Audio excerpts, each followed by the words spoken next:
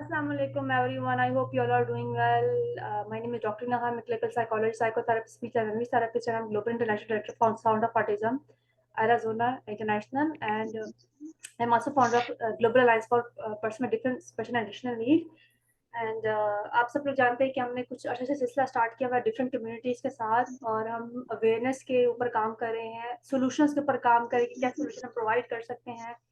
आज हम इस मौजू पे डॉक्टर यूसुफ से बात करें। डॉक्टर यूसुफ आप जानते ही हैं, उन्होंने काफ़ी अच्छे से काम कर रहे हैं, एक लेजेंड है, लिविंग लेजेंड है मैं कहूँगी, और बहुत सारे लोगों के लिए इंस्पिरेशन भी है और बहुत सारे लोगों को लीड करे अपनी प्लेटफॉर्म बज़ में यूसुफ से भी। आज हम सर बात करना चाहेंगे एजुकेशन के बारे में। सबसे पहले मैं शुक्रिया अदा करना चाहूँगी आपका, थैंक यू सो मच कि आपने एग्री किया इन सेशंस का, जिसका मुझे खुद भी बहुत फ़ायदा है, मैं खुद भी आपसे बहुत ज़्यादा सीख रही हूँ। थैंक यू सो मच आज आने के लिए। जी, पहले तो डॉक्टर साहब आपका बहुत शुक्रिया और आपने इतना अच्छा इंट्रोडक्शन दे दिया। मैं इस काबिल नहीं हूँ वैसे। तो बहरहाल इसके लिए बहुत शुक्रिया आपका। अल्लाह ताला आपके लिए मज़ीद आपके इस मिशन में, इस कॉज़ में आपको जो है वो मज़ीद कामयाबियाँ दे। Thank you so much for appreciating my work. आप हमेशा मेरे काम को वो करते हैं। आपको पता है जो लोग ये काम करते हैं, अवेयरनेस से काम करते हैं और बगैर किसी उसके करे होते लालच ही करते हैं, उनको उनके लिए एप्रिसिएशन बहुत इंपॉर्टेंट होती है। हमारे लिए भी है, क्योंकि अक्सर लोग कहते हैं कि आप साइकोलॉजिस्ट है तो आप कैसे लो फील कर सकते हैं। हम भी इंसान है, हम भी कभी कभार हम भी डिमोटिवेट होते हैं, कभी कभार नहीं, अक्सर डिमोटिवेट हो जाते हैं। अच्छा सर, आज हम बात कर रहे हैं, जैसे हमने पहले डिस्कस किया था, अगर अब लास्ट टाइम हमारे सेशन आपको खुद भी याद होगा कि हमने एप्लीकेशंस के बारे में बात किया कि सॉफ्टवेयर पे कौन से हो सकते हैं एप्लीकेशन, मोबाइल कौन सी हो सकती है जो कि आपके लिए मोबाइल फ़ोन को एक्सेसिबल कर सकती है। लेकिन उससे पहले भी अगर हम देखें, पाकिस्तान में तो हमें बेसिक से काम करने की ज़रूरत है। काम तो हो रहा है, लेकिन हमें बताने की ज़रूरत है कि क्या-क्या रिसोर्सेज़ अवेलेबल हैं। तो आज हम बात कर रहे हैं एजुकेशन के ऊपर। तो सर मैं आपसे सबसे पहले पूछना चाहूँगी कि अगर जो बच्चे जिनकी विज़न कम है, पैदाइश के तौर पे कुछ बच्चे ऐसे होते हैं, कुछ की बात भी होती है, बहुत काबिल होते हैं उसके साथ।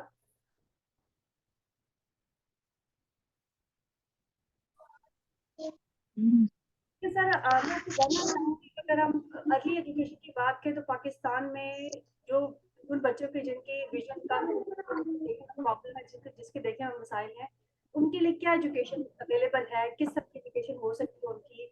और कैसे पेरेंट्स अपने बच्चों को स्कूल में दाखिल कर सकते हैं? किस तरह के स्कूल में दाखिल कर सकते हैं बच्चों को?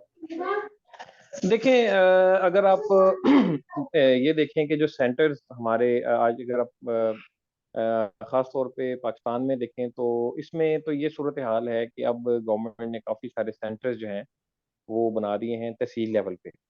तो सिर्फ़ इतना होता है कि जो लोग एजुकेशन अगर बच्चों को पता चलता है कि ये वीआई है या इनका कोई इश्यू है तो पेरेंट्स को, तो उनको कहीं भी कोई ज़्यादा लंबे या दूर जाने की ज़रूरत नहीं होती। तकरीबन हर तहसील में आजकल जो है वो ये सेंटर्स मौजूद हैं और वहाँ जाके कम से कम बेसिक जो एजुकेशन है, जिसमें ब्रेल लर्निंग है या इस तरह की जो बेसिक इन्फॉर्मेशन है, वो उनको आराम से स्कूलों में दी जा सकती है। उससे ये फ़ायदा होता है कि कम से कम जो है वो एक और ख़ास तौर पे यहाँ जो गवर्नमेंट के सेंटर्स हैं, वो तो इस तरह भी फैसिलिटेट कर रहे हैं कि बाकायदा बच्चों को कुछ स्कॉलरशिप भी देते हैं, गाड़ी पे वो लेके जाते हैं और गाड़ी पे छोड़ के जाते हैं। यहाँ पंजाब में तो यहाँ पे ये है कि बाकायदा ट्रांसपोर्टेशन का इंतज़ाम मौजूद है, ज़्यादातर तहसीलों में। अब बाज़ जगह पे थोड़ा बहुत कोई मतलब दूर जो लोग होंगे उनका कोई इश्यू हो सकता है, लेकिन ज़्यादातर यहाँ पे यही प्रैक्टिस है कि तकरीबन हर स्कूल को गाड़ियाँ बाकायदा दी गई हैं। जो चाहे वो वीआई है या कोई भी जो डिसेबिलिटी से जो है वो उसमें जो है वो उनको प्रॉब्लम है, तो वो आराम से जो है वो उसमें जा सकते हैं और उन सेंटर्स में बेसिक एजुकेशन जो है वो हासिल कर सकते हैं। सो अगर उनकी बात की तो उनकी एजुकेशन लेवल कहाँ तक कंसिडर होता है? अगर हम 5th तक है, क्योंकि हमारे यहाँ प्राइमरी है, सेकेंडरी है, हायर एजुकेशन होता है, तो उनकी एजुकेशन का क्या लेवल है? अगर वो वहाँ से लेवल जी, जी। जो सेंटर्स बनाए गए हैं ना जी, उसमें तो वैसे तो अब तो तकरीबन उन्होंने 5th तक तो लाज़मी रखा है या कम से कम मिडल तक भी बाज़ सेंटर्स में वो करवाते हैं। उसके बाद ये होता है कि नॉर्मली जो लोग जैसे जो लोग वीआई हैं, वो फिर क्या करते हैं कि वहाँ पे अच्छे स्कूल मौजूद हैं, वो फिर उनमें एडमिशन ले लेते हैं। चूँकि जो बुनियादी सेंटर्स हैं वो तकरीबन प्राइमरी या मिडल तक उनको फैसिलिटेट करने की कोशिश करते हैं। उसके बाद फिर जो लोग होते हैं जो पढ़ने के या वाक़ई उनको पता होता है कि उन्होंने पढ़ना है, तो वो फिर किसी अच्छे वीआई इंस्टीट्यूशन में चले जाते हैं। जैसे लाहौर में कोई 5-6 स्कूल्स हैं या मुल्तान में स्कूल्स मौजूद हैं। इसके अलावा ये तो गवर्नमेंट के है ना, गवर्नमेंट के स्कूल्स के अलावा भी मुख्तलिफ जो एनजीओज़ हैं, मुख्तलिफ सोसाइटीज़ हैं, उन्होंने भी इस तरह के काफ़ी सारे इदारे कायम कर रखे हैं कि जहाँ से बुनियादी जो है वो तालीम उनको दी जा सकती है। तो वो फिर इससे आगे जा सकते हैं। फिर अगर पंजाब में देखें तो यहाँ पे तो सूरत हाल ये है कि तकरीबन जितने बड़े शहर हैं वहाँ पे बाकायदा कॉलेजेस भी कायम कर दिए गए हैं। गवर्नमेंट ने फैसलाबाद में, मुल्तान में, बहावलपुर में, लाहौर में और मुख्तलिफ जगहों पे अब कॉलेजेस भी कायम कर दिए हैं।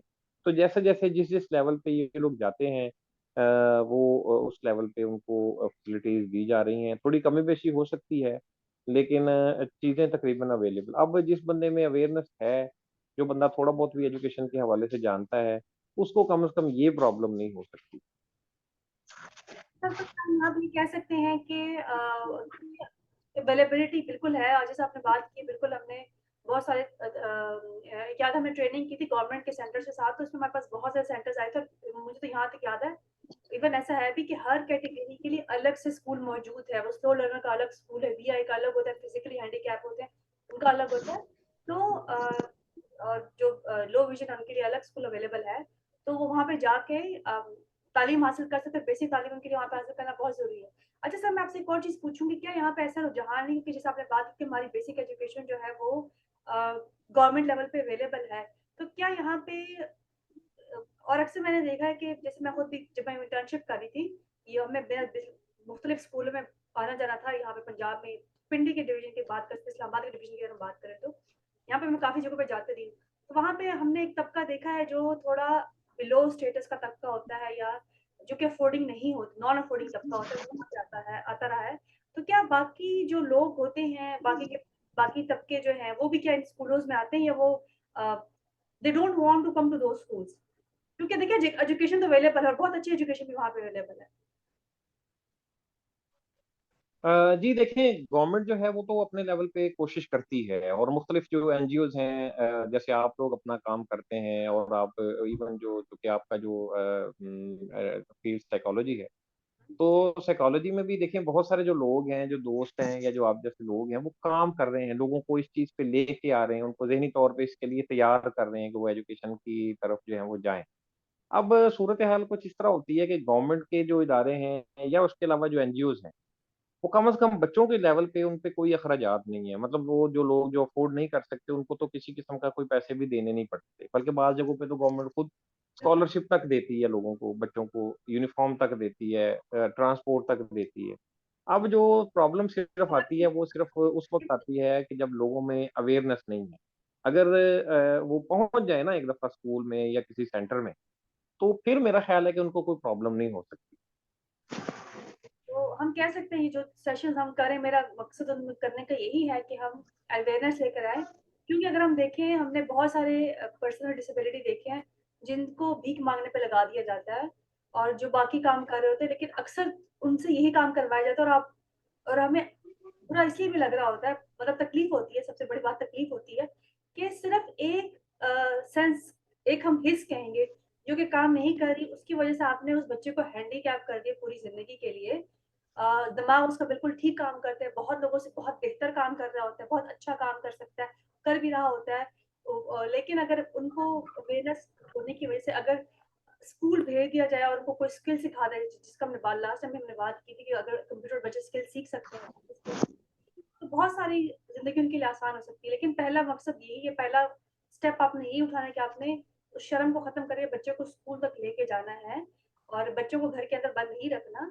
और अच्छा सर देखिए, अब मैं आपको एक और सवाल पूछूँगी आपसे, जैसे हमने बात की हमारा अपना मकसद हम बार-बार बताते हैं, तो कि क्यों ये सेशंस करें। अगर 5th तक चलो एजुकेशन आ चुकी है और कौन-सा तरीका होता है, जैसे फॉर एग्ज़ाम्पल अगर कुछ बच्चे मैंने देखे, जैसे फॉर एग्ज़ाम्पल मैं खुद भी कम्युनिटी से बात वगैरह करती थी वाक़ई, जिनसे आप भी उनके साथ काम करते हैं। कुछ लोगों ने नॉर्मल स्कूलों में भी पढ़ा है फिर जाके, लाइक इवन एक लड़की ने भी थोड़े पहले मुझे बताया, मेरे से बात हुई थी कि उनको कुछ थोड़ा इश्यू हुआ है तो 1 महीना छोड़ के, मतलब वो शायद उन्होंने रेस्ट किया है, कुछ उनका प्रोसीजर चला है, उसके बाद वो दोबारा उसी स्कूल चली गई थी, वहीं पे पढ़ती रहेंगी, like she was studying in a normal school. तो क्या कितना मार्जिन होता है इनका वहाँ पे एक्सेल करने का, और क्या प्रॉब्लम्स तो उनको वहाँ पे हो सकती हैं? क्या बच्चों का बाकी बच्चों के साथ पढ़ना ठीक है? या आपको क्या लगता है कि अगर हम इंक्लूजन में पढ़ाते हैं बच्चों को, बेशक वो ब्रेल वगैरह सीख जाते हैं, बाकी चीज़ें भी सीख जाते हैं, फिर दोबारा उनको नॉर्मल में कर देते हैं उन बच्चों को, तो उनके ऊपर कितना असर पड़ता है? कैसे असर पड़ता है? अकॉर्डिंग टू मेरा मेरा व्यू तो डिफरेंट होगा, लेकिन मैं आपका व्यू जानना चाहती हूँ। देखिए, मैं खुद भी जो है वो तकरीबन मिडल तक मैंने जो है ना वो अपने सेंटर से मैं पढ़ा हूँ, और उसके बाद मैं 9th में जनरल एजुकेशन में चला गया था। तो उससे फ़र्क ये पड़ा था कि एक तो मेरे अंदर बहुत ज़्यादा कॉन्फिडेंस भी आया, और बहुत ज़्यादा उसमें इम्प्रूवमेंट भी हुई। और उसमें ये बेहतर होता है, अगर ऐसा होता है तो ये बहुत अच्छी बात है। बल्कि मैं तो ये कहता हूँ कि तकरीबन मिडल तक या प्राइमरी तक ये जो बेसिक एजुकेशन दे के, तो उसके बाद कोशिश करनी चाहिए कि ऐसे कुछ इदारे कुछ होने चाहिए जहाँ इंक्लूसिव एजुकेशन पे वो लेके जाएँ बच्चों को। क्योंकि उससे फ़ायदा ये होता है कि देखिए, बहुत सारे जो लोग हैं, वो कुछ महरूमी में और कुछ चीज़ों में रह जाते हैं। तो अगर वो इसमें आते हैं ना, इंक्लूसिव एजुकेशन में आते हैं, तो फिर उनको ये फ़ायदा होगा कि वो लोगों के साथ कम्पीट करेंगे, उनके अंदर जोश बढ़ेगा। मतलब मेरे अंदर ऐसा ही था, मैं बाकायदा हर चीज़ में पार्टिसिपेट भी करता था, और समझ लें कि कॉम्पिटिशन ही होता था। मुझे होता था कि मैंने ज़्यादा बेहतर से बेहतर आगे बढ़ना है या आगे चलना है। तो उसका मुझे फ़ायदा ये हुआ था कि एक तो मेरे कॉन्फिडेंस में इज़ाफ़ा हुआ, और दूसरा, हाँ, एक बात ये हो सकती है कि जैसे मसलन जैसे आप लोग जो साइकोलॉजिस्ट हैं, आप लोगों में ये चीज़ पैदा कर सकते हैं, ख़ास तौर पे जो स्कूल एजुकेशन के लोग हैं, असातिज़ा हैं, जो जनरल एजुकेशन के हैं, कि अगर आपके कॉलेज में या आपके स्कूल में, आपके इदारे में कोई ऐसा बच्चा आता है, तो बजाय इसके कि आप उसको ये कहें कि यार आप यहाँ नहीं पढ़ सकते, आप यहाँ मिसफिट हैं, तो उसकी बजाय आप उसको एनकरेज करें, और फिर आप रिज़ल्ट देखिए कि कितना बेहतर आता है। और अक्सर जितने भी हमने अगर सक्सेस स्टोरीज देखी, सक्सेसफुल केसेस अगर मैं जिनसे बात करती हूँ, उन सब ने स्कूलिंग नॉर्मल में ही आके की है, फिर बाद में आके, क्योंकि हमारी जब एजुकेशन, जैसे आपने खुद ही बताया कि इतनी ज्यादा नहीं, कुछ सेंटर प्राइमरी तक है, 5th तक है, कुछ मिडिल यानी कि 8 तक होते हैं, ताकि फिर हमको मोर और लेस जो है बाकी को उसी में आना पड़ता है। तो एक बच्चा जो जिसने शुरू में बाकी बच्चों को नहीं देखा, तो बाकी बच्चों के साथ काम नहीं किया होता, एकदम से उनमें आता है, तो उसको बहुत ज़्यादा मे बी हैरेस किया जा सकता है, बुलिंग हो सकती है, बहुत सारी चीज़ें भी हो सकती हैं। लेकिन at the end of the day ये स्कूल्स आपको तैयार करते हैं सोसाइटी के लिए। देखिए, हमारे यहाँ हर तरह का जो इंसान डिफरेंट होता है, उसके साथ बुलिंग होती है, उसके साथ उसको हैरेस किया जाता है, उसको निशाना बनाया जाता है, उसको तनकीद का निशाना बनाया जाता है। जैसे फॉर एग्ज़ाम्पल अगर मैं बहुत तेज़ बोलती हूँ, मुझे बड़ा उसका फेस करना पड़ा इसका, हालाँकि हर एक डिफरेंट तरीके से होता है, और बहुत सारी चीज़ें होती होंगी, लेकिन जैसे मैं एक छोटी चीज़ आपको मेंशन करी, बोलने के बारे में बता रही हूँ, बहुत तेज़ बोलती हूँ। तो और चीज़ें फॉर एग्ज़ाम्पल हो सकती है, लेकिन at the end of the day ये चीज़ें आपको तैयार करती हैं अपने जो सोसाइटी है उसके साथ मुकाबला करने के लिए। क्योंकि यहाँ पे जो मुख्तलिफ है उसके उसके बारे में आवाज़ उठाई जाती है, या उसको उसके बारे में जिसे कहते हैं उसके खिलाफ आवाज़ लोग उठाते हैं, या उसको तनकीद का निशाना बनाते हैं, क्योंकि सबसे आसान काम यही होता है। आपका ज़हन जो है मुश्किल काम नहीं कर सकता, मुश्किल काम में प्रेज़ आता है, मुश्किल काम में सपोर्ट आता है, मुश्किल काम में इंक्लूज़न आता है। और सर, मैं आपको एक और चीज़ यहाँ पे मेंशन करना चाहूँगी, मुझे बहुत किसी ने अच्छी बात बोली थी, 1-2 हफ्ते पहले किसी ने बोली थी। उन्होंने कहा था कि मैं नहीं चाहती कि आप लोग मुझ पे तरस खाएँ।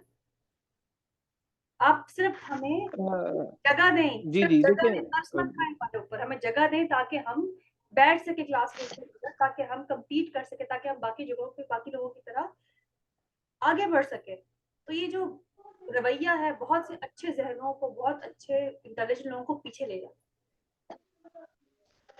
बिल्कुल, ये बात आपकी ठीक है। जैसे मैंने आपको बताया कि सबसे बड़ा जो इश्यू होता है ना जी, और ये जो इस तरह की जो क्रिटिसिज़्म होती है, ये ऐसा कुछ होता है ना, मैं समझता हूँ कि ये हमारे लिए, देखिए ना, ये लास्ट इंटरव्यू में भी कुछ दिन पहले मैंने एक बात की थी कि जब आपको ये पता ही नहीं चलेगा कि आप आगे जाएँगे, आगे बढ़ेंगे, आगे कुछ चीज़ है, उससे जब आप टकराएँगे नहीं, तो आपको कैसे पता चलेगा आगे कि भई क्या है उसमें? ठीक है, एक आध दफ़ा अगर आप टकराएँगे तो आपको आइडिया हो जाएगा कि जनाब आइंदा मुझे जो है वो यहाँ से कॉन्शियस होके चलना है। इसी तरह अगर आप कॉम्पिटिशन नहीं करेंगे, लोगों को फेस नहीं करेंगे, तो कैसे आप आगे बढ़ सकेंगे? अगरचे गवर्नमेंट के जो सेंटर्स हैं, वो अच्छा काम करते हैं कि आपको लेके चलते हैं, आगे बढ़ाते हैं, पढ़ाते हैं। जब आप आगे बढ़ते हैं 9th 10th के बाद, अगर आप उन्हीं सेंटर्स में रहते हैं, आगे नहीं बढ़ते, तो उससे नुकसान क्या होता है कि देखिए बहुत सारे जो वीआई हैं या बहुत सारे लोग हैं, उनमें कुछ आदतें होती हैं जो वो करते रहते हैं मुसलसल। मतलब आप अगर साइकोलॉजिस्ट हैं तो आपने देखा होगा या आपने ऑब्जर्व किया होगा, अगर आप किसी वीआई से मिले हैं, तो अगर वो अपनी ही कम्युनिटी में रहते हैं तो उनकी कुछ आदतें होती हैं, वो सर घुमाते रहते हैं इधर उधर ऐसे वैसे, चूंकि वो उनको कोई रोकने वाला नहीं होता ना, पूछने वाला नहीं होता, तो वो फिर इस तरह की हरकतें या इस तरह की बातें या इस तरह की गलतियां उनसे हो जाती हैं। यही अगर वो जनरल एजुकेशन में आए, उनको पता हो कि भाई आपने अपनी अच्छी ड्रेसिंग करनी है, टाई लगानी है, पैंट शर्ट पहननी है, कपड़े पहनने हैं, लोग आपको वॉच कर रहे हैं, आपको ये फीलिंग होनी चाहिए कि आपके क्योंकि बाज़ औक़ात ये भी फीलिंग होती है कि ये कहा ये जाता है कि जिन जो लोग नहीं देखते उनके ज़हन में सम टाइम ये भी एक फ़ियर आती है कि जब मैं नहीं देख पा रहा तो शायद मुझे भी नहीं लोग देखते। हालाँकि ऐसा नहीं होता। ये एक फीलिंग होती है जो आपके अंदर होती है सम टाइम। तो अगर आपको ये पता हो कि जनाब लोग आपको वॉच कर रहे हैं, लोग आपको देख रहे हैं, आप बहुत सारी एक्टिविटीज़ से, बहुत सारी आदात से जो है वो बच जाते हैं। इसमें सबसे बड़ा जो फ़ायदा होता है इंक्लूसिव एजुकेशन में, आप पॉलिश हो जाती हैं। जैसे मैं खुद इसकी मतलब एग्जांपल हूँ कि मैंने स्कूल, कॉलेज तमाम जो हॉस्टल्स हैं वो मैंने जॉइन किए हैं, और हॉस्टल्स जॉइन करने का मुझे फ़ायदा ये हुआ कि मेरे अंदर जो है वो लो बात करने का तरीका, लोगों के साथ डील करना, लोगों के साथ बहुत सारी पार्टीज़ में, बहुत सारी एक्टिविटीज़ में शामिल होना, उससे क्या होता था कि मुझे फ़ायदा ये हो जाता था कि मेरे अंदर जो है ना वो पहले से ज़्यादा जो वो बढ़ जाती थी, एक एक जोश पैदा होता था। और ये इसी सूरत में होता है कि जब आप ऐसे इदारों में जाएँ। और सर मैं यहाँ पे ना जैसे अभी आपने 2 चीज़ मेंशन की है ना, कुछ हैबिट्स की मेंशन की है, बात की है। एक दफ़ा मेरी मीटिंग थी स्पेशल ओलंपिक्स के साथ, तो उन्होंने एक चीज़ मेंशन की थी कि उनकी कोई टीम गई थी बाहर, तो उसमें कुछ उनकी ना प्रॉपर एजुकेशन या कुछ ट्रेनिंग इस तरह से नहीं हुई थी। तो मतलब टॉकिंग अबाउट समथिंग कि किसी इंसिडेंट की बात करते हैं, वहाँ पे कोई ऐसा इंसिडेंट हुआ था कि वहाँ पे कोई बंदा था, जिसकी ना कुछ ऐसे उसमें चला गया था, उसकी प्रॉपर उन्होंने शायद ट्रेनिंग वगैरह नहीं की थी, तो उसकी वज़ह से उस टीम को बैन होना पड़ा, यानी कि उस कंट्री को बैन होना पड़ा था। क्योंकि आपको पता है कि हम जब हम बाहर जाते हैं तो बाहर बहुत ज़्यादा प्रोटोकॉल्स होते हैं। बाहर हैरेसमेंट और बहुत सारी चीज़ें होती हैं जिसकी बेसिस पे आपके ऊपर केसेस हो सकते हैं और चीज़ें हो सकती हैं। ऐसे ही उधर ही हुआ था कि उनकी प्रॉपर तरीके से ट्रेनिंग, तो उन्होंने शायद किसी कल्चर सेंसिटिव ट्रेनिंग थी, तो शायद उन्होंने कुछ कहा तो वो हरासमेंट कंसिडर कि आपने इनएप्रोप्रिएटली टच कर दिया उसको, या बंदे को या बच्चे को टच किया। हालाँकि that was a different thing, वो बच्चे के साथ कोई इंटेंशन थी भी नहीं। लेकिन बात यहाँ जैसे आपने बिल्कुल ठीक है, जब तक आप जाएँगे नहीं, जब तक आप लोगों से बात नहीं करेंगे, मिलेंगे नहीं, बैठेंगे नहीं, तो आपको बताने वाला कोई नहीं होगा, आप सीख नहीं सकते, क्योंकि देखिए it's not just about vision, it's about your body is learning also. Like touch की सेंस काम कर रही है, सुनने की सेंस काम कर रही है, देखने की सेंस काम कर रही है, जो टू वे कम्युनिकेशन होती है वो सेंस काम कर रही है, उसको आपने मज़ीद पॉलिश करना होता है। और ये जो आप चीज़ जो बात करें ना पॉलिश करने की, हर एक को चाहिए होता है। तो सबसे पहले तो जो हमारी लो विज़न या वीआई कम्युनिटी, उनको अंडरस्टैंड करने की ज़रूरत है कि हर कोई लर्निंग कर रहा है इस दुनिया में। कोई भी पढ़-पुढ़ के, सीख के यहाँ पे नहीं आया, और कोई भी परफेक्ट नहीं होता, हर एक से गलतियाँ होती हैं। और हम भी लर्निंग करते हैं, जब हम फर्स्ट टाइम बात करें तो हमारी चीज़ें डिफरेंट थी, ऐसा-ऐसा हम सीखते गए, हरकतें हम सीखते गए। तो लर्निंग का प्रोसेस रुकना नहीं चाहिए, लेकिन at the end that's depending on you कि आप कैसे बोलते हैं। अगर आपको घर वाले रोक रहे हैं पढ़ने से, आप उनसे कहें कि आपको पढ़ने का मौका दिया जाए, स्कूल जाने का मौका दिया जाए, ताकि आप अपनी ज़िंदगी खुद बनाएँ। ये ना समझें कि मैं किसी और के ऊपर बोझ हूँ, क्योंकि देखिए सारे थॉट प्रोसेस है वो तो वहाँ पे चल रहा होता है। एंड सुनते हैं बच्चे, देख रहे होते हैं, they are listening but people are talking about them, और वो उसके ऊपर बहुत ज़्यादा इफ़ेक्ट करता है। और ये जानना बहुत ज़रूरी है कि एजुकेशन क्यों आपके लिए इम्पोर्टेंट है, किस लिए इम्पोर्टेंट है, क्योंकि बेसिक ऑफ एवरीथिंग है, सर्वाइवल है आपका। और अगर सर आपको किसी को एक वो देना हो, कोई गाइडलाइन देनी हो फॉर एग्ज़ाम्पल, कि जैसे उनको पता चल गया, क्योंकि यहाँ पे एक और चीज़ भी होती है कि अक्सर पेरेंट्स जो है बच्चों को नहीं बताते कि उनके साथ क्या मसला है। लाइक जैसे आपने कहा ना कि वो उन्होंने नहीं देखा, तो उन्होंने को ये लगता है कि शायद सारी दुनिया नहीं देख रही होती। ये सेंस बच्चों में डालना कितना ज़रूरी है? क्योंकि ये भी एक तरह की एजुकेशन है कि एजुकेशन तो घर से स्टार्ट होती है। तो ये सेंस बच्चों को देना कितनी ज़रूरी है? या उनको उनके प्रॉब्लम के बारे में बताना कितना ज़रूरी है? ये बहुत ज़रूरी है जी। उसकी वजह देखें, जब जब तक आप रियलिस्टिक आपकी अप्रोच नहीं होगी ना, आप आगे नहीं बढ़ सकते। मुझे अगर पता है कि मैं ये काम नहीं कर सकता, तो मेरे अंदर दो चीजें पैदा होंगी, या तो मैं उस चीज पे कनात करके छोड़ दूंगा कि अच्छा यार नहीं, दूसरी चीज मेरे अंदर ये फिर पैदा होगी कि अच्छा यार अगर मैं नहीं, लोग कहते हैं मैं नहीं कर सकता तो अब मैं उनको करके दिखाऊंगा। तो जब आप ये इस तरह की जो दो चीजें आप में पैदा होंगी ना, फिर आप आगे बढ़ेंगे। और मैं आपको एक और बात बताऊं डॉक्टर साहब, अगर जो लोग ये कहते हैं कि जी तालीम बहुत मुश्किल है, बहुत पढ़ाई बहुत मुश्किल है, आप यकीन करें कॉलेज लेवल तक, इवन यूनिवर्सिटी लेवल तक जो वीआई के लिए एजुकेशन है वो बिल्कुल फ्री है। पब्लिक सेक्टर में जितनी यूनिवर्सिटीज हैं, पंजाब यूनिवर्सिटी है, पीएचडी लेवल तक भी अगर आप पढ़ना चाहें तो आपका कोई पैसा नहीं लगेगा। आपको बकायदा एक नोटिफिकेशन उनका है, बात पता वो हम कभी शेयर कर देंगे आपके साथ। है, ये कितने लोगों को ये बात तो पता है? वो जब आप, हाँ आपको पता है जी? मुझे थोड़ी बहुत आइडिया था, लेकिन इतना ज्यादा मुझे खुद ही देखिए, मैं इस फील्ड में मुझे बहुत सारी चीजें अब ऐसे ऐसा पता चली शुरू, हालांकि मुझे काफी टाइम हो गया फील्ड में, मैं बहुत अच्छा। करती हूँ। और वो कुछ चीजें जैसे हमें ट्रांसजेंडर का हमें पता है कि ट्रांसजेंडर की जो एजुकेशन है वो ओपन यूनिवर्सिटी में फ्री, और ओपन यूनिवर्सिटी जो है हमारी वो बहुत सारी और फैसिलिटीज भी प्रोवाइड करती है। लेकिन ये जो आपने बात बताई है कि क्योंकि अभी मैं जितना मैं कम्युनिटी से बात करने का मेरा मकसद ये था कि सोशल सिक्योरिटी कार्ड होता है या वो डिसेबिलिटी कार्ड होता है, इसकी क्या इन्फॉर्मेशन है, और ये सब मैं इन्फॉर्मेशन ले रही हूँ। अब मैं अपने आप को दोबारा सर, कैन यू बिलीव कि I am re educating myself, and that's जी व्हाट। जी। उसमें भी उसमें डॉक्टर साहब इस तरह है कि अगर आप कॉलेज लेवल, मसलन इवन अगर आप मैट्रिक के पेपर दे रहे हैं ना जी बोर्ड में, तो आपको तीन फैसिलिटीज देते हैं। एक तो आप किसी राइटर के जरिए भी पेपर दे सकते हैं, यानी लेकिन उस राइटर के लिए शर्त ये है कि वो एक क्लास आपसे एक स्टेप जूनियर हो। अच्छा, दूसरी एग्जाम आपके पास जो ऑप्शन है वो है कि आप ब्रेल में पेपर दे सकते हैं, यानी वो ब्रेल में पेपर आपको प्रिंटेड ला के देंगे बोर्ड वाले, वो बोर्ड की जिम्मेदारी है, वो बोर्ड आपको प्रोवाइड करेगा। ठीक है।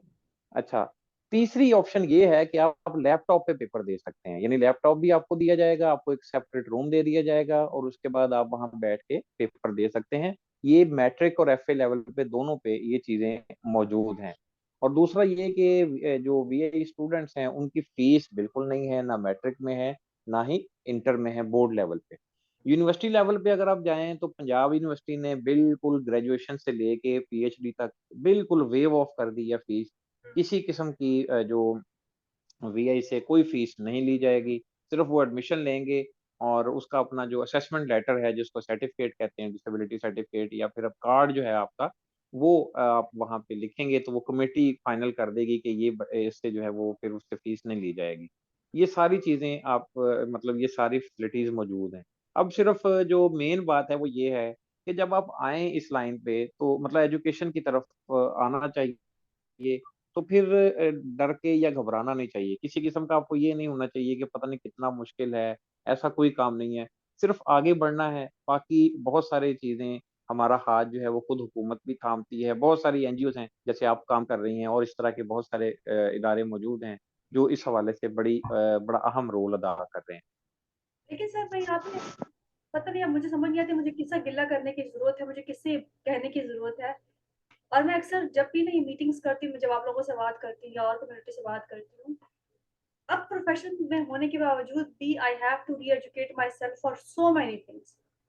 अब ये एजुकेशन मेरे पास जब मैं पढ़ रही थी उस टाइम होनी चाहिए थी, जब मैं अपनी ग्रेजुएशन यूनिवर्सिटी में जब करती, 4 साल ने वो ग्रेजुएशन किया और मैं बहुत चीजें पढ़ी, बहुत सब्जेक्ट्स बने हैं, 64 प्लस मेरे खास सब्जेक्ट बनते हैं, कुछ ऐसा सब्जेक्ट पढ़े। उसमें हम ये सब पढ़े, हमें ये चीज नहीं पढ़ाई है, हमें ये चीज, हमें अपने आप को दोबारा वो एजुकेट करने की जैसे प्रोसेस होता है। अब बाहर तो देखें सोशल सिक्योरिटी और चीजें होती है, उनको और फैसिलिटीज होती है, लेकिन हमारे पास क्या फैसिलिटीज है? अब मैं कुछ लोगों को जानती हूँ, वो जाते हैं बात करते हैं, लेकिन उसका इम्प्लीकेशन मुझे नजर नहीं आती कि वो इम्प्लीकेशन कहाँ पे हो रही है। हर रोज कुछ ना कुछ बच्चे के साथ हो जाता है, कोई पर्सन विद डिसेबिलिटी के साथ कुछ हार्म होता है उसको, किसी बच्चे के साथ कुछ हो जाता है, कहाँ पे ये चीज रिपोर्ट होती है? अब हमारी तो जैसे अगर हम बात करें तो बहुत सारी फैसिलिटीज में देखूँ तो वो जो व्हील चेयर पे होते हैं उनके उनके लिए ज्यादा होती है। मैंने हिडन डिसेबिलिटी पे बहुत कम काम होते देखो हिडन डिसेबिलिटी में, क्योंकि देखिए बहुत दफा अगर आप इंसान को देखें जिसका लो विजन वो आपको देखने में नजर नहीं आता। If you look toward that person you can not से दिस कि उस पर्सन के साथ कुछ इस किस्म का मसला है until and unless that person stumble around, क्योंकि इसको ऑब्स्टिकल लगे उसके हाथ में कोई केन है, अदरवाइज उनको पता नहीं होता। लेकिन ये जो इन्फॉर्मेशन है जैसे आपने बीआई की बताई, अगर आप थोड़ा सा मुझे मजीद बताएं क्योंकि जो लोग सुने उनको भी इससे फायदा होगा, कि आपने पंजाब यूनिवर्सिटी बताया और आपने लाहौर में बताया, कुछ फैसलाबाद में कुछ जगह बताई है, और ये पास कब हुआ था ये वाला लॉ, या इन्होंने कब इसको उसमें इंटीग्रेट किया है, अगर एचईसी ने किया, कहाँ? जी ये अब तो बल्कि एचईसी ने भी, अगर आप एचईसी की वेबसाइट पे जाएं तो आपको उनकी बाकायदा एक्सेसिबिलिटी डिसेबिलिटी पॉलिसी मिलती है। डिसेबल पॉलिसी या एक्सेसिबिलिटी की एक पॉलिसी है, और एक उनकी डिसेबल पॉलिसी है। ये बाकायदा एचईसी ने अप्रूव की है, गालबन कोई 2 4 4 5 साल पहले की बात है। ठीक है जी। और इसमें वो उन्होंने तमाम डिसेबिलिटीज को डिस्कस किया है, जो कि जिनको प्रॉब्लम फेस आ सकती है, जिनको मसाइल आ सकते हैं, उसके लिए उन्होंने लॉज बनाए हैं। मिसाल के तौर पे हर यूनिवर्सिटी के डिपार्ट ये लाजमी का बताया गया है कि अगर कोई यूनिवर्सिटी के पास उनका डिपार्टमेंट अपर लेवल पे है, तो वो जो व्हील चेयर यूजर्स हैं उनके लिए वो स्लोप बनाएंगे जहां से ये लोग आसानी से गुजर सकें। इसी तरह ये भी कहा गया है कि अगर कोई जो यूनिवर्सिटी ने रूम्स या कोई चीजें डिफाइन की हैं, तो वो उनको ब्रेल में बाकायदा तौर पे लिख वो लगाना होगा वीआई के लिए कि आप जो है ना वो ये चीजें जो है या इस पे जो कुछ लिखा हुआ है। बल्कि मैं आपको इससे भी ज्यादा एक एग्जांपल देता हूँ। ये जो एटीएम मशीन्स आ रही है ना, नहीं, अब इंटरनेशनल जो बाहर से आ रही हैं, उन पे अगर आप देखें तो उन पे ब्रेल में मेंशन्ड होता है, कीज लिखी हुई होती हैं ब्रेल में। तो उसको भी आप इजीली ऑपरेट कर सकते हैं, ऐसा कोई प्रॉब्लम नहीं आता। सबसे उसके लिए उन्होंने जी।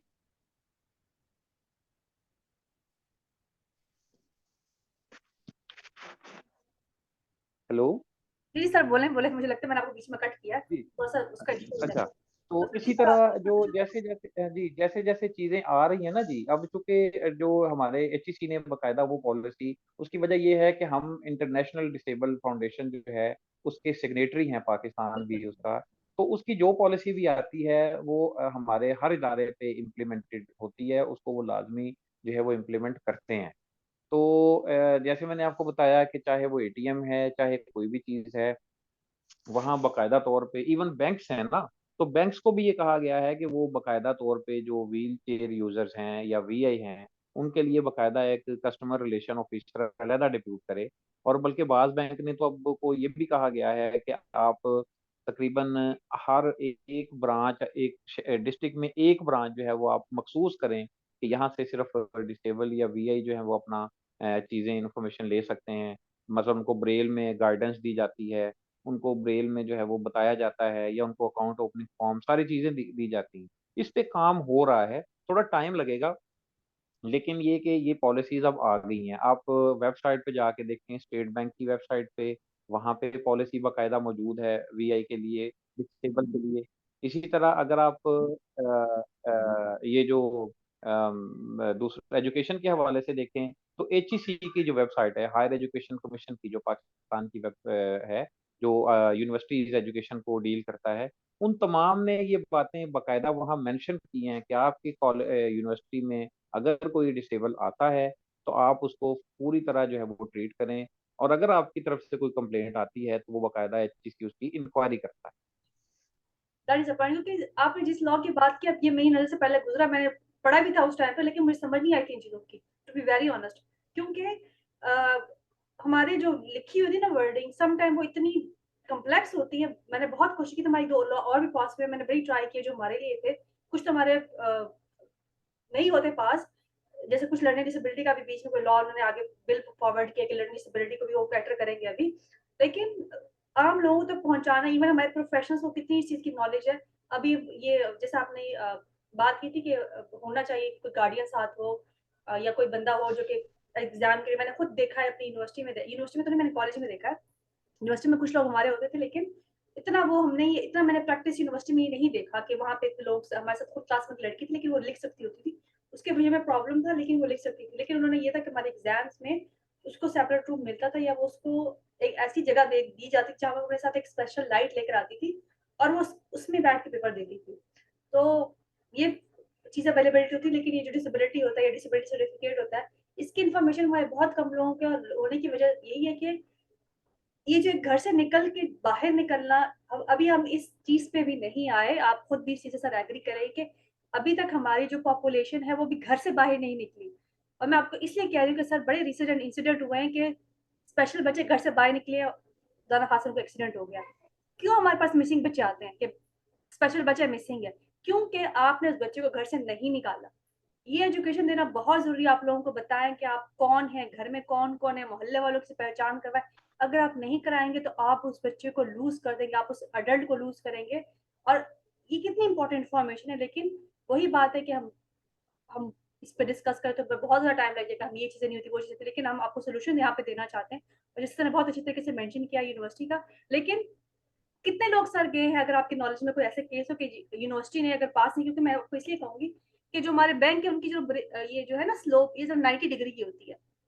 तो अगर आपको थोड़ा 90 डिग्री क्या 75 डिग्री में कहूँगी सर, वो हम उस पे चढ़ नहीं सकते, तो वो जो व्हील चेयर वो कैसे चलेगी? बड़ा डिफिकल्ट है उनके लिए जाना। मैं उसको देख के मुझे खुद डर लग रहा होता है कि मैं चढ़ नहीं सकती इसके ऊपर, तो लेकिन फिर भी एक वो पूरा करने के लिए उन्होंने बना तो दी होती है, लेकिन कुछ बैंक्स की ने सर ऐसे बनाई थी कि आप उसके ऊपर मतलब खड़े भी नहीं हो सकते, तो है व्हाटएवर। लेकिन I think they are what they are doing, मेरे ख्याल से वो मैंने कल एक बैंक गई थी, मैंने पता किया था उनसे स्पेशली, क्योंकि मैं पूछती रहती हूँ, you know I question them a lot. तो मैंने कहा अगर कोई पीडब्ल्यूडी आपके पास अगर आता है, पर्सन विद डिसेबिलिटी, फिर आप क्या करते हो? तो उन्होंने मुझे सारा एक्सप्लेन किया, बहुत अच्छे तरीके से उन्होंने मुझे एक्सप्लेन किया। फिर मैंने एक बार ये भी पूछा कि अगर लो विजन आपके पास आ रहा है तो क्या करते हैं? तो उन्होंने मुझे ये बताया कि आपके साथ गार्डियन होना ज़रूरी है। तो खैर इसके बारे में बात करेंगे, क्योंकि और जब पर्पस फिर कभी बात करेंगे एक्सेसिबिलिटी के बारे में।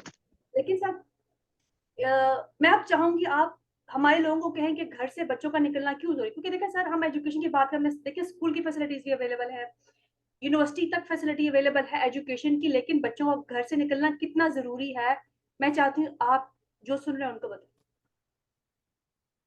अच्छा, इसमें मैं डॉक्टर साहब आपको मैं ये समझता हूँ कि इसमें जो सबसे अहम रोल अदा कर सकता है ना जी, वो हमारा मीडिया कर सकता है। अब देखें कि मीडिया पे हज़ारों प्रोग्राम चलते हैं, अगर वो कोई 1 घंटे का प्रोग्राम हमें चलाएँ कि भई इनके क्या मसाइल हैं, क्या प्रॉब्लम है, तो मेरा ख़्याल है कि बड़ा फ़र्क पड़ जाएगा। हम लोग इतने ड्रामाज़ देखते हैं, इतनी चीज़ें देखते हैं, टीवी पे देख के उसको फ़ौरन कॉपी करते हैं, उसको फ़ॉलो करते हैं। तो वही अगर ये इस तरह का कोई प्रोग्राम चले या इसमें एक और भी जो है वो ये जो हमारे एजुकेशन जो इदारे हैं, ये अपने सिलेबस में ये चीज़ें रखें, है ना? कि मतलब जनाब अगर आपके पास रेडियो कोई भी मौजूद है वी वैसे, आता है। आपको खुद भी पता है जी? कि हमारी यूनिवर्सिटीज़ के रेडियो स्टेशन मौजूद हैं। मेरे ख़्याल से ओपन यूनिवर्सिटी का भी रेडियो स्टेशन मौजूद है, फाउंडेशन यूनिवर्सिटी का भी रेडियो स्टेशन मौजूद है, और का भी रेडियो स्टेशन मौजूद है। तो वो ये प्रोग्राम क्यों नहीं चलाते वहाँ पे? उसमें डॉक्टर साहब मेरा ख़्याल है कि शायद हमारी तरफ से ना जी किसी ने उनको बताया नहीं। मेरा ख़्याल है कि अगर हम बताएँ या उनसे बात करें तो वो चला देंगे। थोड़ा-सा मसला हमें भी ये है कि हम भी थोड़ी-सी मेरा ख़्याल है कि कम्युनिकेशन होनी चाहिए ऐसे इदारों के साथ कि वो जैसे हमारे जो मसाइल हैं, प्रॉब्लम है, अगर वो चलो हफ़्ते में 1 दिन भी अगर वो चला दें तो उससे भी बड़ा फ़र्क पड़ जाएगा। जैसे अब मुझे याद है रेडियो पाकिस्तान पे बहुत अरसा पहले एक प्रोग्राम लगता होता था हिम्मत वाले लोग के नाम से। वो हफ़्ते में 1 दिन चलता था, आधे घंटे का प्रोग्राम होता था। उससे यकीन करें डॉक्टर साहिबा इतने लोग पढ़े हैं ना, मुझे याद है जब हम लोग स्कूल में थे, तो छोटे-छोटे थे, तो जो-जो लोग देहातों में, दूर-दूर इलाकों में वो प्रोग्राम सुनते थे, तो उसको सुन के बहुत सारे लोगों ने अपने बच्चों को स्कूलों में दाखिल करवाया। मैं खुद ऐसे बहुत सारे लोगों को जानता हूँ कि जिन्होंने जब रेडियो पे वो प्रोग्राम सुना तो उनको पता चला कि यार ऐसे लोगों के इदारे भी होते हैं, ऐसे भी होते हैं, तो उन्होंने वो करवाया। अब जितना मीडिया आ गया है, अगर एक चैनल एक प्रोग्राम भी चला दे या इसके अलावा कोई इस तरह का जैसे आप ये काम कर रहे हैं, इस चैनल के थ्रू भी हमारे अगर कुछ लोग सुन लेंगे, ज़ाहिर है कुछ लोगों को इन्फॉर्मेशन मिल जाएगी। बिल्कुल सर। उनमें से अगर 1 या 2 लोग भी आगे निकल आते हैं, तो फिर ये भी हमारे लिए बहुत बड़ी अचीवमेंट है। तो मेरा ख़्याल है कि इसमें ये एक तो ये मीडिया बहुत रोल अदा कर सकता है। मैंने एक सजेशन दी थी आज से कोई तकरीबन कोई 2-3 साल पहले मेरी मीटिंग हुई थी हमारे यहाँ पे ना हॉस्पिटल के जो मेडिकल सुपरिटेंडेंट थे एमएस थे। हुँ, हुँ। तो उनको मैंने कहा कि आपके पास ये जो एलएचबीज़ आती हैं, इनको अगर आप ट्रेनिंग करवाएँ मैंने एक सेशन किया उनके साथ। मैंने कहा आप हर घर में जाके ज़रा पता करें कि आपके घर में कितने डिसेबल हैं, कैसे हैं, क्या डिसेबिलिटी है? और अगर वो बुनियादी इन्फॉर्मेशन आपको दे देते हैं, तो आप उनको हमारी तरफ से ये पैगाम दें कि अगर आपको कोई मुश्किल आती है, तो आप ये फलाँ नंबर पे राब्ता करें। उससे यकीन करें हमें इतना फ़ायदा हुआ कि कम से कम मेरे अपने कॉलेज में जहाँ मैं पढ़ाता हूँ, यहाँ पे बहुत सारे मेरे ऐसे स्टूडेंट्स थे, जिनके कोई कज़िन्स या जिनके लोग जो हैं वो आगे किसी न किसी डिसेबिलिटी का शिकार थे। और अब वो यकीन करें कि अब वो पढ़ रहे हैं, यहाँ पे जो हमारे सेंटर्स हैं, अब वो वहाँ पे आ रहे हैं। तो हम एक प्रॉपर चैनल के साथ अगर चलते जाएँगे, जैसे ये एलएचबी का मैंने दिया कॉन्सेप्ट, वो बड़ा वर्क किया उसने, उससे काफ़ी फ़ायदा हुआ ना, क्योंकि एलएचबीज़ तो हर घर जाती हैं, कोई ना कोई प्रॉब्लम रहती है लोगों को। बिल्कुल। तो उससे वो बहुत एक तो उनको ये पता होता है कि कितने इस घर में कितने लोग जो हैं वो डिसेबल हैं और इनके कितने बच्चे हैं, वो सारा उनको आइडिया होता है। तो वो हमारे लिए बहुत अच्छा रोल प्ले कर सकते बिल्कुल हैं। सर, बिल्कुल ठीक कह रहे हैं आप। और हम सब मेरे ख़्याल से इस पे काम भी कर सकते हैं, क्योंकि देखिए जब हम बात करते हैं, डिस्कशंस का मकसद ये है कि हम आइडिया जनरेट करते हैं और होने भी चाहिए। और सबसे बड़ा मेन रीज़न यही है कि बाकी जगहों पे जहाँ पे ये एजुकेशन प्रोवाइड नहीं हो रही, ये अवेयरनेस इस तरह से नहीं हो जिस तरह से होनी चाहिए थी, जितना उसको टाइम नहीं मिल रहा। अक्सर मैं अपने जो साथ के लोगों को उनको कहती हूँ कि एक एक पता नहीं मॉडल कह लें, चलिए वो सर उनका प्रोफ़ेशन, हम उनको मना नहीं करते, आप एक्टिंग करते हैं, आप करके पैसा कमा रहे हैं, आप उसके लिए भी देखिए मेहनत हो रही है, वो लोग मेहनत करते हैं उसके लिए। उनको लाइमलाइट मिलती है, लेकिन जो हमारे जैसे हार्ड वर्किंग लोग, उनको भी मैं ये नहीं कहूँगी वो हार्ड वर्किंग नहीं होते, लेकिन जितनी एफर्ट्स कर रहे होते हैं, वीडियो रिकॉर्ड करना, ये करना, वो करना, इधर चलाना, मतलब अगर मैं कम से कम 100-200 जगहों पे अगर मैं इसको लगाती हूँ, तो शायद मेरे पास कोई मुश्किल हार्डली जो है थोड़े बहुत लाइक्स आते हैं, थोड़े बहुत व्यूअरशिप आती है इसकी। 60 बहुत कम आई है, मतलब 20-25 भी बहुत कम आती है, व्यूअरशिप भी कम आती है।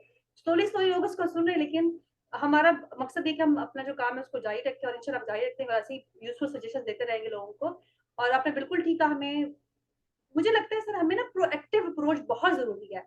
मतलब ये कि आपको ना बढ़ के काम करना पड़ेगा, आपको आगे बढ़ना पड़ेगा इन सबको करने के लिए। और जैसे मैंने आपको कहा ना कि जितनी आपने इन्फॉर्मेशन दी, वो मेरे पास पीसेस में इन्फॉर्मेशन मौजूद थी।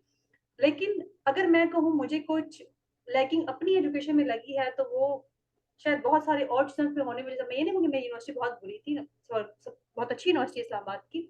लेकिन मुझे उस टाइम ये नहीं पता था कि ऑटिस्टिक बच्चे कैसे होते हैं। मैंने सिर्फ़ अपने डीएसएम में पढ़ा, हमारी एक बुक होती है डीएसएम टी, आप सुन कहते हैं, बच्चों को हेल्प करती है, वो पढ़ी थी सिर्फ़। लेकिन जब मैं उनके साथ काम किया, मुझे समझ आया कि बच्चे कैसे होते हैं, और उस वक़्त से लेकर आज तक मैंने कोई आइडेंटिकल बच्चा नहीं देखा।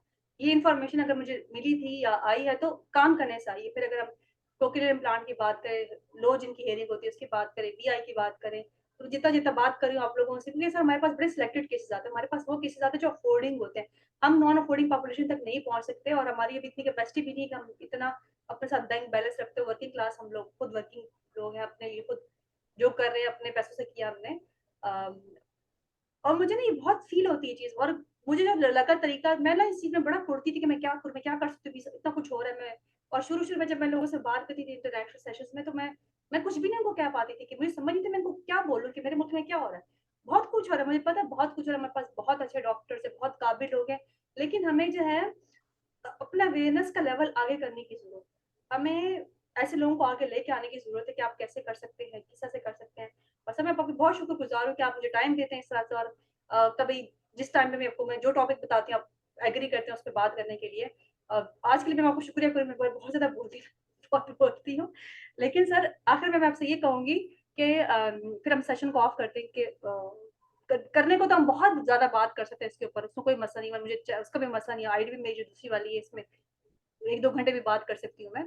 लेकिन आखिर में जाते-जाते अगर आपको 1-2 पॉइंट्स देने हों पेरेंट्स को, और क्योंकि बच्चे तो शायद इतना उनकी एक्सेस नहीं होती इन चीज़ों तक, लेकिन जो नौजवान हैं जो किसी भी तरीके से डिसेबिलिटी का शिकार हों, या जिनकी विज़न की प्रॉब्लम या बाकी जैसे डिसेबिलिटी होती है, उनको आप क्या कहना चाहेंगे?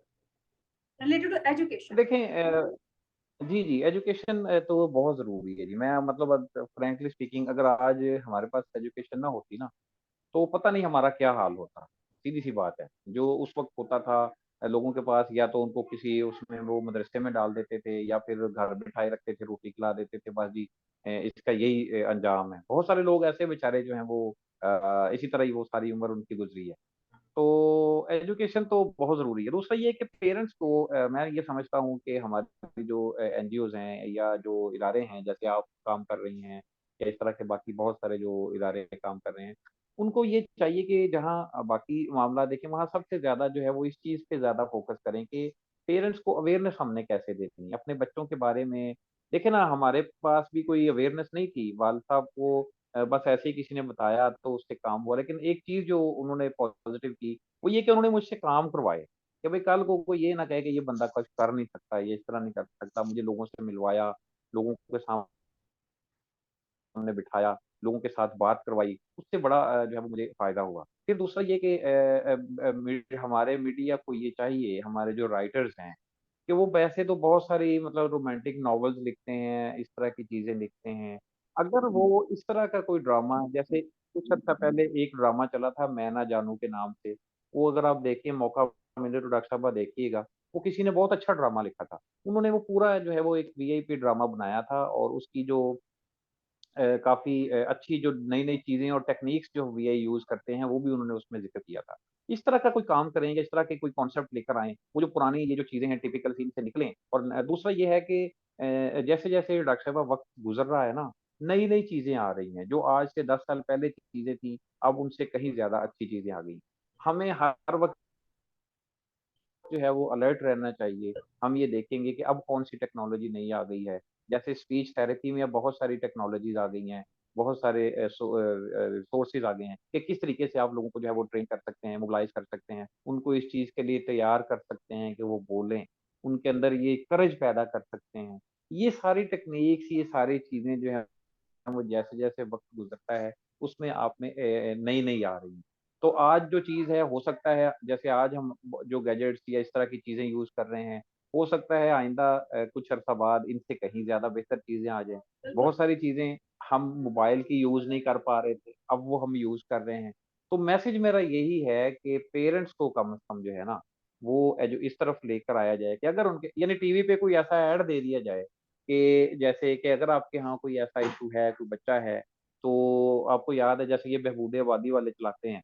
इसी तरह का कोई एक आध ऐड बना के टीवी पे या फ़िल्म पे या कहीं भी चला दें, तो उससे भी बड़ा फ़र्क पड़ जाएगा। तो सर आपका मैं आपने जितने भी तजावुज़ात दिए बिल्कुल हम आपकी तजावुज़ात सर आँखों पे आपने बिल्कुल सही बोला है, यहाँ पे जितनी भी आपने तजावुज़ात दी हैं और आपने जैसे कहा है कि कुछ चीज़ें जो है हम एज़ अ इंडिविजुअल हमारे लिए करना पॉसिबल नहीं है, लेकिन हम फिर भी अपनी तरफ से वो चीज़ें करें, अपनी तरफ से कोशिश कर रहे हैं कि वो चीज़ें आगे आएँ। यहाँ पे स्पोर्ट्स पे पैसा लग जाता है और वो बहुत पैसा लग रहा था, ये कोचेज़ के ऊपर पैसा लग रहा होता है। यहाँ पे ट्रेनिंग्स भी हो रही है, सब कुछ हो रहा है, लेकिन जो जो चीज़ मिसिंग होती है कि लोगों को घरों से निकालें एटलीस्ट, बच्चों को घर से निकालें। हमें पता होना चाहिए कि हमारे पास डाटा की भी मरदमशुमारी होने वाली है। आई होप सो हमारे पास बिल्कुल रियल डाटा है क्योंकि हमारे पास आई नो कि नहीं है डाटा। बहुत कम डाटा है या जो डाटा है वो सही ट्रू रिप्रेजेंटेशन नहीं कर रहा इस कम्युनिटी की। और मैं सबकी बात कर रही हूँ, मैं जब भी काम करती हूँ आपने देखा होगा मैं सबको साथ लेके चलती हूँ, हर कम्युनिटी के लिए मैं कर रही होती हूँ। It's not just for VI, it's for HI, hearing kids हम बात कर सकते हैं, इंटेलेक्चुअल डिसेबिलिटी जैसे होती है, ऑटिस्टिक पॉपुलेशन जैसे होती है, उसको चलो हम कहें कि वो सब कुछ ठीक था लेकिन वो क्यों नहीं बोल पा रहा, वो क्यों नहीं एजुकेशन सही तरीके से ले पा रहा और मैं दिन रात इन लोगों से सर बात करती हूँ। मेरा टाइम ही लोगों में गुजरता है। और यहाँ पे हमारे यहाँ ये कॉन्सेप्ट अगर एक दफ़ा बच्चा डायग्नोज़ हो जाए ना ऑटिज़्म के साथ या एडीएचडी के साथ, उसकी तो लाइफ़ खत्म है क्योंकि ये बताया जा रहा है और हमारे कुछ डॉक्टर्स भी मैं कहूँगी, कुछ थेरेपिस्ट भी मैं कहूँगी वो मिस इन्फॉर्मेशन आगे दे रहे हैं। ऐसा नहीं है और अभी तक बहुत सारी चीज़ें जो नहीं होनी चाहिए, जो खत्म हो चाहिए, जो यहाँ पे चल रही हैं।